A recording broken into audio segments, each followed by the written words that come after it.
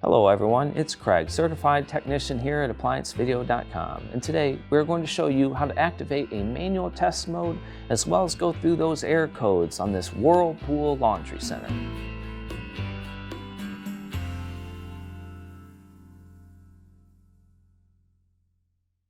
Now of course YouTube, if you like my content, other people might like it too, so before we start, make sure you like, subscribe, and let's jump right into it. To begin, we're going to start by entering Diagnostics and going through that manual test cycle. So let's go ahead and bring up the UI so I can show you how to do that.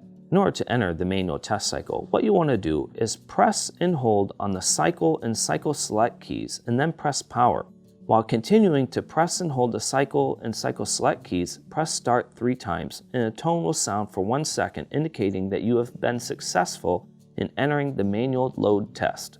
The control lock indicator will be lit and CL will display on the UI.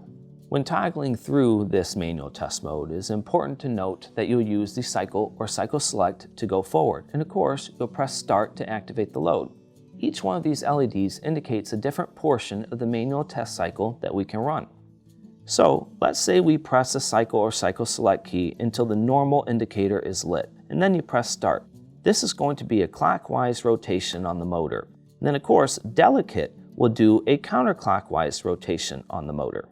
During this time, it is highly advised to listen for any type of sounds. Make sure nothing is stuck underneath that agitator. Make sure there's no noises coming from underneath. And of course, when you're done with that in particular portion, make sure you press start again in order to take power off of the load. The next one that we have is heavy or heavy duty. This is going to be activation of the retractor motor. At this time, once again, I want you to listen for any type of grinding or popping noises. This could mean that your retractor motor is bad if you do have any type of bad noises. If we need to skip past this, go ahead and press start one more time to deactivate the load. Once we bring the UI to the rinse portion and you press start, this will be activation of the cold water valve. This is one of the most problematic portions of the machine as the cold water portion usually gets a calcium buildup. So during this portion of the test, if you do press start, you do not hear water running in. It is highly advised to take your water line off the back and make sure there's no debris that's on the screen or that you have good water flow coming from your cold water line. If you do not, it's really going to cause some problems within this unit. Pressing start again will deactivate the cold water valve, and then we'll press cycle or cycle select until we get to spin and press start. This is going to be activation of the hot water valve. The same things apply as the cold water valve. You're not going to get as much buildup here, but if you do not have good water circulation, make sure you take the water line off the back to clear any type of debris. We'll press start again to deactivate the hot water valve and press cycle select until we get to the clean washer portion and press start. This is going to be activation of the lid lock solenoid. This is a very important test. Lid locks fail all the time. Make sure the lid is locking and that you cannot open it. And of course, if it's not working properly, definitely want to call for service. Now once you are done with this test, you'll simply want to press power to exit and then unplug your machine for about 5, maybe 10 minutes, let it rest, and then start it back up. Now let's go into these fault codes that might pop up. There are a total of 9 different fault codes on this machine, and each one of them will pop up on the UI as the part is failing. So let's go ahead and go through them. The first fault we'll go over is an EA code. This is for a water level sensor code. Usually if you have this code in your system, that's an indication that either your tube that supplies air up to your pressure switch is clogged or you have a faulty pressure switch. The next one you may find is an E1 for a low or no water.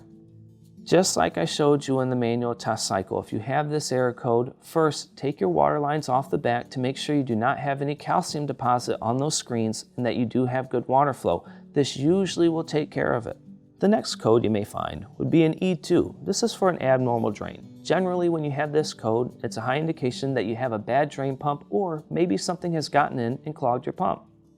You have an E3 code for an abnormal spin. Generally, if you're throwing this error code, it's because clothes have gotten on one portion of the drum and caused your drum to go unbalanced. When this happens, it hits a switch on the back and deactivates the entire machine. So make sure your clothes are situated correctly so that that spin cycle will not throw this code.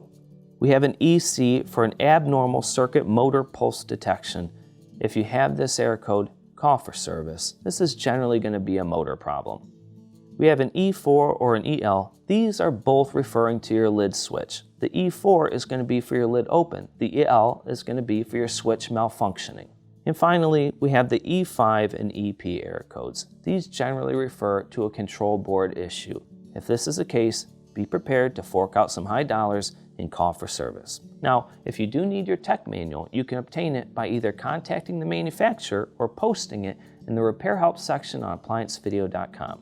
YouTube, if you enjoy my content, do me that solid, make sure you like, subscribe, and I'll see you next time.